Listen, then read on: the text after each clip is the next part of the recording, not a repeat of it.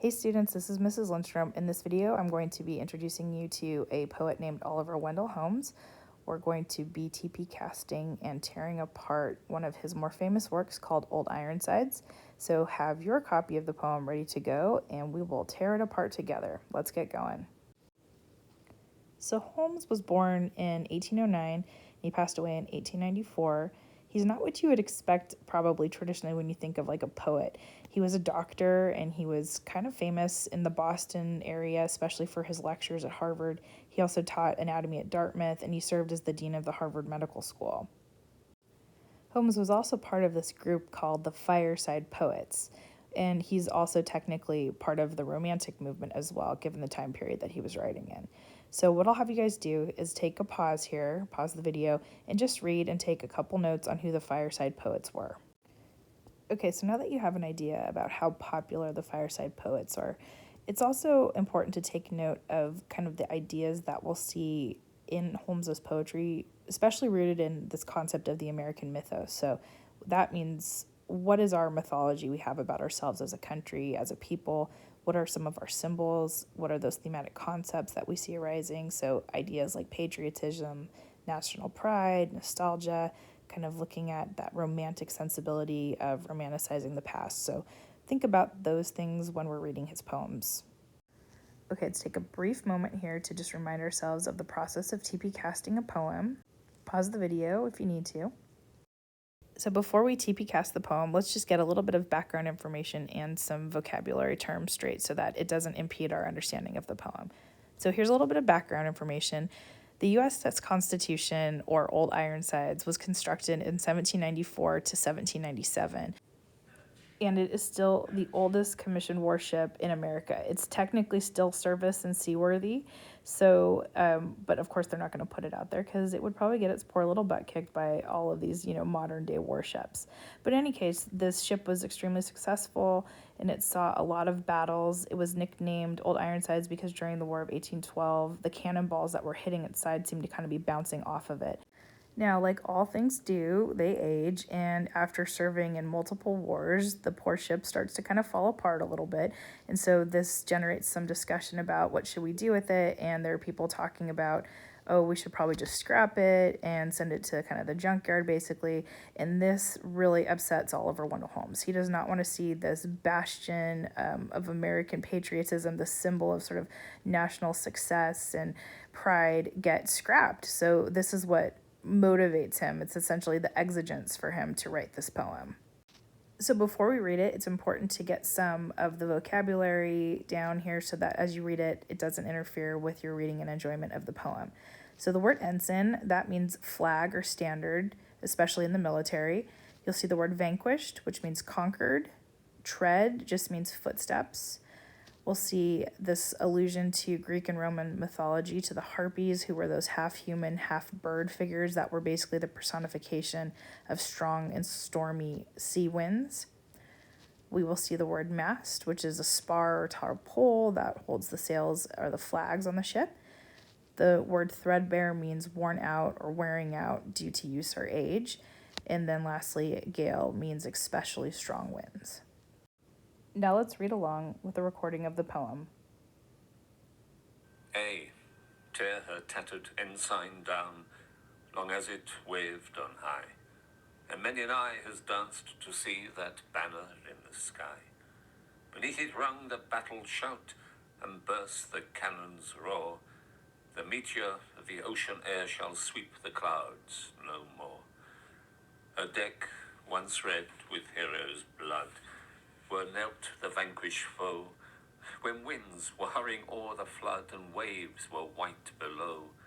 No more shall feel the victor's tread, or know the conquered knee. The harpies of the shore shall pluck the eagle of the sea. Oh, better that her shattered hulk should sink beneath the wave, her thunders shook the mighty deep, and there should be her grave. Nail to the mast her holy flag, set every threadbare sail, and give her to the gods of storms, the lightning and the gale. Okay, so let's TP cast this. Now in step 1, we look at the title first, and we make a literal interpretation of the name. So Old Ironsides, I know, is a ship. I know that the name was affectionate, and I also know historically that this is the nickname of the USS Constitution. I also like when I'm doing a TP cast to just remind myself of, does the poet have any kind of bents or movements or genres that they're kind of associated with? So in this case, I'm just noting that Oliver Wendell Holmes Sr. is a romantic, which reminds me of the fact that they're often imaginative and nostalgic writers. Okay, so now it's time for step 2 of TP Cast, where we paraphrase it literally. And usually I like to go sentence by sentence or kind of complete thought by complete thought. But this poem makes it kind of easy for us since we have these really clear ideas broken down in these 3 different stanzas. So you're welcome to pause and write these thoughts down, and I'll just go through them here.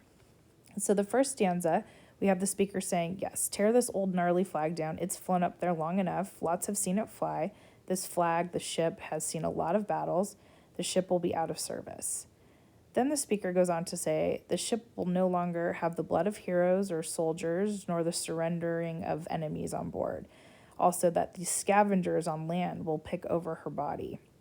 Then in the next stanza, the speaker goes on to say, it's better to sink her. The cannon blast shook the sea. She should be buried there, with her flag and her sails, and let the god of the storm take her with the lightning and the winds. So what's the purpose here? The purpose here is that the speaker is arguing against the dismantling of this warship. He wants to protect the dignity of the ship and its end. Okay, now for step 3 of TP Cast. This is where we go beyond the literal. We look at the connotation of words, we look at the figurative, we look at the imagery and the sound effects. I've started here by highlighting the sound in just this first kind of go through of it. Now, rhyme and rhythm are often really helpful, just for the sheer musicality and euphony of a poem. So it's important to notice that rhyme and meter help emphasize ideas as well. And in this poem, Holmes does stick to a pretty consistent rhyme scheme. He also plays around a little bit with iambic trimeter and iambic tetrameter.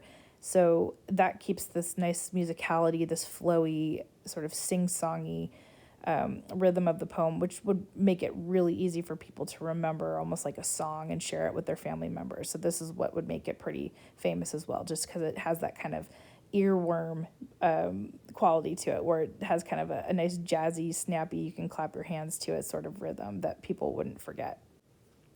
So you can see here how I annotated out the rhyme scheme. It's a sort of classic A, B, C, B, D, E, F, E rhyme scheme, but what I think is also important to note is that the rhythm is really appropriate for the solemn tone of the poem. It's got this almost stately feel to it, so it's like almost an appeal, or it's asking the audience or the reader of the poem to almost join in his reverence or his respect for what's going on with the ship. Okay, but now let's really get into what he means. We're going to go way beyond the literal here with our next kind of part of looking at the connotation. So as I'm annotating through this poem, I'm going to start, again, looking at the actual name of the poem, Old Ironsides, so it means aged and strong. But as we go through, let's take a look at what's happening in that first stanza. He doesn't really mean what he's saying. So this is verbal irony. He's almost coming across as sarcastic. He doesn't mean tear her down. So we've got this personification of the flags waving, or the ensign waving. So we've got this, connection to humanity this way. We also have this imagery that's warlike and animalistic here. We have the words like battle and burst the cannon's roar. Next, we have this metaphor where the ship is called the meteor of the ocean. So that's what is the function of that metaphor. The ship is fiery, it's fast, it's out of this world. And this idea of sweeping the clouds no more is almost like it was touching heaven. So now as we move on into the second stanza, we see all of this gory and warlike imagery. We've got words like red hero's blood, this idea of vanquishing a foe, the winds hurrying o'er the flood, waves are white, so we know that's rough seas, the victor's tread, so very warlike. We also have this almost romantic idea here. There's this nostalgic idealizing the winds and sort of the losses of the ship as well. Then we see this allusion to the harpies, and then we see that this is actually a really key point in this poem. The harpies here are actually the people who wish to scrap the ship. Okay, so he sees this, Oliver Wendell Holmes sees this as evil and bad. And then notice this, he calls it the eagle of the sea. Remember, America in our national symbols, the eagle is a big symbol in America, right? It's regal, it's noble, it connects directly to who we are in terms of our patriotism and our American mythos. So he's making a pretty clear point about that there. And now as we move into this final stanza, we see a shift in his approach with the imagery. It goes to almost funeral-like imagery.